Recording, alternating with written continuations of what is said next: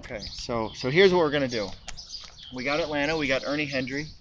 All right. First question, I want to know who's your girl now? Is it your fiance or Atlanta? Like, Oh, this one. like that's it, right? Like, Yeah, she's the like only one. I bet you know more about Atlanta now than your fiance, right? Yeah, yeah, this is her. That's okay though.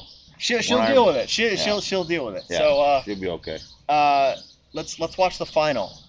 I just watched it. Have you watched? No. But I got my perspective. I just watched the final. I know. Well, I want to get your reaction watching the final. That's what we're doing here. Okay. All right.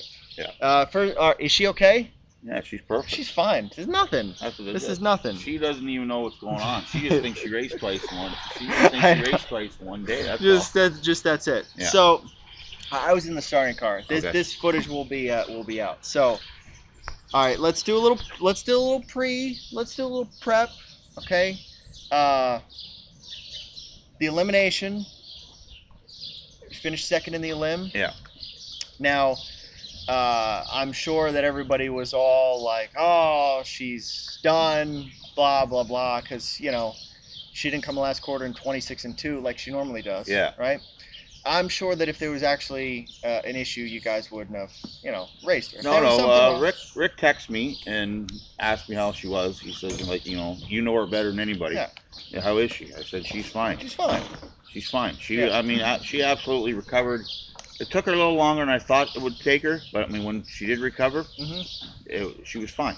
So you were good to go. So I was good. It was like a reset, right? Yeah. Just like, that's the first time that she's had to be started up to leave, and she just got away on Scott a little bit, but she's tough. Like, brought her home after the race, dove right into her grain, like it was normal. Hasn't missed a meal. So, since you finished second, you didn't get a post position pick. Yeah. Was that ever? Were you worried? Like, what if we get post 10 now? Yeah, there was I think there was 7, post 7, 9, and I think 4 were left. I think there's something like that, and her name got called and it said post 7. I said, I'm fine with it. She left out of the 7 hole the first heat. She can do it again. If you drew post 10, were you worried? A little bit. I thought I had the best horse. Okay. I mean, she just got tracked down, but I mean, they're all nice horses. But I mean, I thought she still went in what, 50? Right? What, 50 and 1? 50 and 1. She just got nailed. Yeah. And back in 50 and 4. Right. That's pretty big heats. Yeah. Two big heats. I'm just saying, like, you only went in 50, sweetie. Like, there's some trotting fillies out there that go in 49 in a piece. Yeah. I'm just saying, I'm just throwing it out there for maybe the Breeders' Crown. Yeah. I'm just saying. All right. She don't care. No. So all right. So here we go. We're gonna watch the final here. Okay. Now I was in the starting car. Yeah. So I got a fresh perspective of it. So okay. Once you checked Scotty up. Yeah. Like, is that a time where you can breathe, or no? No. Okay. No. Here's another little gripe I got with you. Okay. I set up a camera, and I'm gonna play the footage right now. I set up the camera above the TV. Okay. Now everybody's in the picture except for you. Okay. So you could hear me though, right? Well. Fashion wood chopper back on the inside. 3 wide crystal fashion. 3 quarters 122 and 4 27 and 2. And she's trying to give them the slip here. Come on, girl! Come on! Come on, girl! Come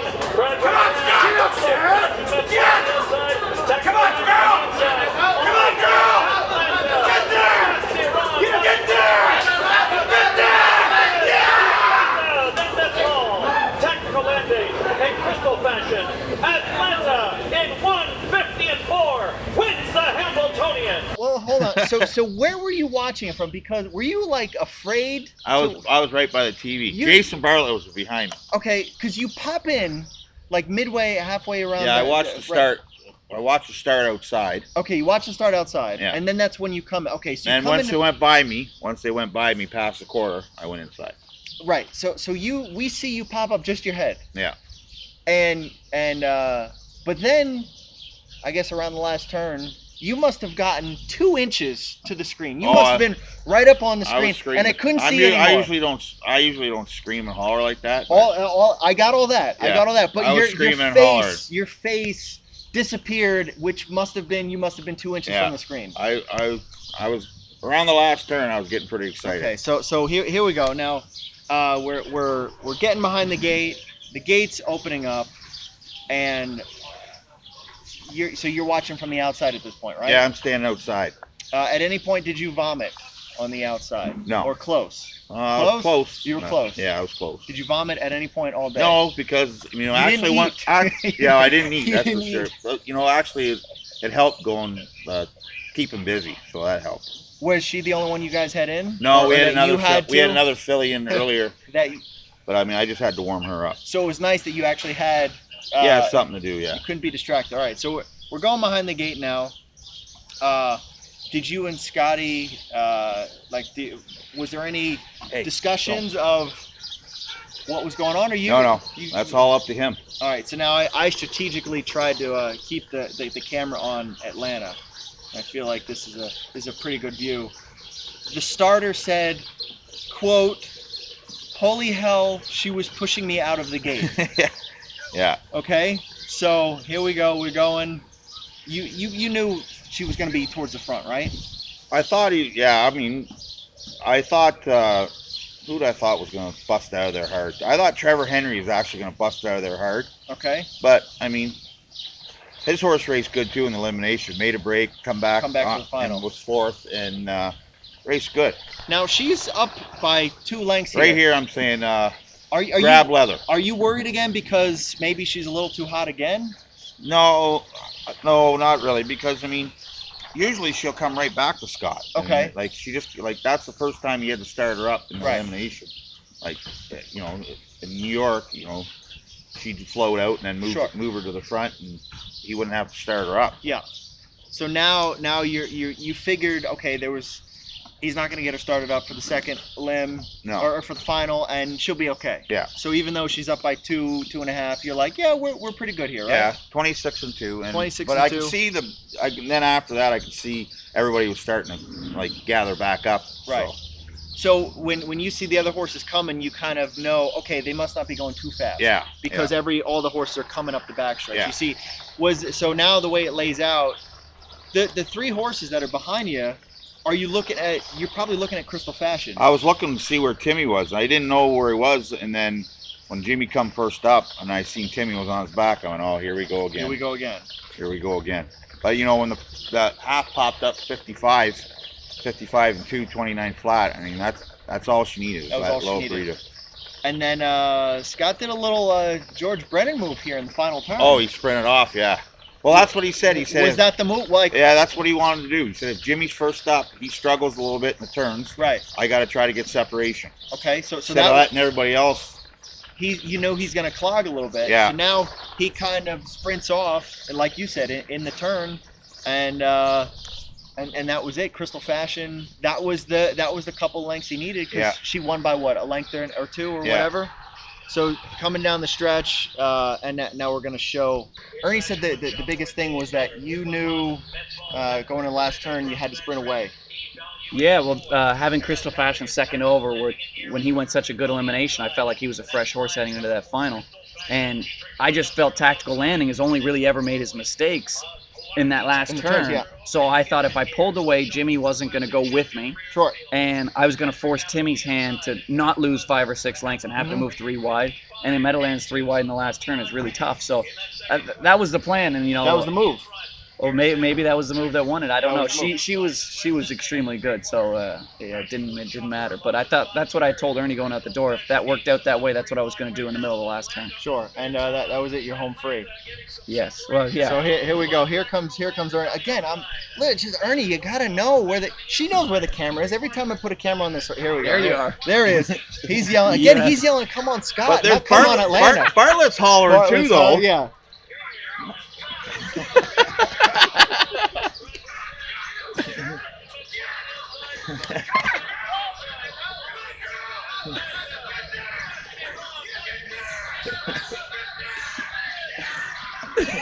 There you go. Oh, that's great. That's a $500,000 right there. That's and then Yeah. even I watched a 360 camera. You the camera's right there. You got to do a little showboating at least afterwards. Oh, I was screaming. I mean, Not I at didn't, the camera. No. Oh, you gotta No. do a little showboating, man. I didn't care that the camera was there. You didn't I care. wasn't, no. Did you forget that the camera? I knew was not to curse because I cursed the last time I won the Hambletonian. Okay, but- what'd you say? I'll bleep it out. Oh, I had said when I come, because I didn't know I had won, right? So Right. I was really calm after the wire because I wasn't 100% sure. So I pulled up and we were waiting. Mikey Keeling and Paul Wellwood were just kind of lingering, like they didn't know 100%. So I'm walking Marauder back to the paddock and I said to them, like, we get up? And they go, I don't know. I mean, Yannick had already went inside and whatnot, but then it pops up and they said, we won. And I looked at Paul and I said, we just won the F in Hambletonian. There you go. That's what I had said, so I knew not to do that again. Yeah. Where's Pops? He's back in Canada. He's back in Canada. Yeah, we race every day, so it's, I know. back to the yeah, grind. You guys probably did a doubleheader yesterday, right? There was some Pennsylvania Sire Stakes. Chester, Pocono. Yeah. So and then today's a little bit of a day off, or no? No, Monticello, Yonkers. Okay. So yeah. Doubleheader. All right. So, is the plan to win the Breeders' Crown then too? And then She goes home to Canada first. No, I'm like there's nice race, but She's winning every race she's in. every race. That's Gotta what I be like confident. to hear. And can we say that you're committed to this filly? Yeah, I'm gonna try and follow her around. You'll make ways. Since you won this race twice already, I mean, obviously it's a little bit different because it's family. Oh, big time. You know, Ernie, Megan, we were all in Florida all winter long. Jogging her every day. It was you just feel more involved. That's all. Where I knew how she was, I knew who she was all year, and just I felt like she was the greatest horse I ever had behind. So for me, the pressure was more about I want everyone else to see it. Mm-hmm. And when I crossed the wire in the elimination, I was mad at myself for not giving her the chance to do it. So when I was in the final and I crossed that wire, all I thought to myself was, I knew she could do it. I knew it. So in the what was Six Pack in the were you in the first elim or the second elim? This first elim, but I also had Southman Chrome in the second. He made a break. Right. So did you have to? What's the word? Did you want to leave out of there a little bit too much in the first elim? Because you're mad at yourself. Well, so I wanted to get in front of Wolfgang because I felt if I got in front of Wolfgang, he couldn't keep grinding to the front and control the tempo. Okay. And I could, but in doing so, I went 26 flat to do it. And I barely had to ask her to do it. I mean, she just covers the ground so well. And when I got there, she kind of stayed that steady tempo. I really thought I was going about a 54 and a piece half, where I felt like she was capable of 49 and a piece. Mm-hmm. So you just clicked her up one notch, which was a little bit too much of a click. But she gets over the ground better than 46 pacers. You know what I mean? Everything's so effortless, and she's not lugging on you where she's going too much. She's just nice and comfortable. Everything's no big deal. And when 53 and 2 popped up, I said, unbelievable. I can't believe I just did that. Right? I just did that for no reason. The starter was amazed because, again, in the starting car for all the Olympics, he was like, holy wow, that filly pushed the gate out. Yeah, well, I didn't want to push her off her feet leaving, but I knew if she got off on the right foot, I was going to try to capitalize on Wolfgang. And, because I did cross over in front of him, Yannick had to retreat. Again, it didn't look like you were pushing her. It's just, she was just, I mean, that was her first start on the track in a long time at full form. Because she started there a bunch of months ago when she was kind of still getting better, right? Yeah, I mean, she can go a quarter in 25 seconds without asking her. So, she covers the ground so well. So anything else we want to put? Can we just move on to the next race, or no? How long can we enjoy this race? Enjoy it too. That's it. I enjoyed it yesterday. Yeah. He looks at it. Did you sleep at night? No. Last night like a rock. Finally, right? Yeah. Finally, he hasn't. I had some help though. He had Michelob Ultra. He hasn't eaten in months. Poor Ernie. No, I didn't eat. He hasn't eaten in months. But now we're okay. You sleep like a baby before these big races, right? Yeah, I was a little nervous during the week just because I just, like I said, I wanted her to win, to show everybody that she can do it. Then there was the pressure of why would you put a filly in a Hambletonian again? Maybe potentially ruin a horse going 2 heats. Manchego was ducking you. Yeah, but Jimmy made it clear early in the year that it was never the intent to go to the Hambletonian. So, I felt like we could beat the boys, and it was never to avoid Manchego or Fatosa or Plunge, and it was It was just, you know what, we want to win the biggest race there is. Sure. As much okay, so you're in big races all the time, so you have to treat it just like another race, right? For you. For me, oh Yeah, for you. yeah. As big as it is because that's your job. Yeah. So Ernie can stress because he only does this, once every year or so, right? Where we enter these big races Yeah, with a Zeron stable horse. Yeah. So it's a little bit different. It's cool to see you're doing your job, but then he can still do his job. Yeah, for me, it's, I'm in every race anyway, so I just turned the page on all those ones. And when I lost that elimination, it took me a little bit to get over beating myself up mentally. But Marauder was so good the other day. That helped. Western Joe won Yep. for the stable of one guys. So Is that the move when you win the one of the other big races? You're just gonna win the Hambo. Momentum's huge. You did that you won with Shambhala, right? Yeah. with Marauder. Yes. And then you end up winning. You won the. We won that year. Yeah, so that's the move. Whenever Scotty wins a big race before, then he's gonna win the Hambo. So last any 2-year-olds, who's the next Atlanta in the stable? What do we got? It took her a while to be the next Atlanta. Yeah. So. Okay. Yeah, because she wasn't that good I mean, she was okay at 2, but you used to have to make her go. Mhm. This year, when she come back, she's like a totally, like I said before, she's like a totally different animal. So we won't know. Is that good? I kind of like that some of the 2-year-olds don't get pressured too early. We've seen it a lot recently where 3-year-olds are kind of not coming out of the blue, but they're developing much better as opposed to a 2-year-old superstar. Yeah, but I think some horses that are capable of speed but aren't there mentally, so you could wait on those type of horses. But yeah, she always had the speed. She was always willing to do her job. She just had to know exactly when to go fast and when to slow down, and she learned over the winter. Perfect. All right, so thank you guys. Good job, and yeah, you can sell. I'll have to get the pops at Breeders' Crown because he was schmozzing everybody and being the life of the party, and I wasn't able to grab him. So I'm sure he'll be at Breeders' Crown or something, and I'll catch him. Yes. All right, thank you guys. Yes, thank you.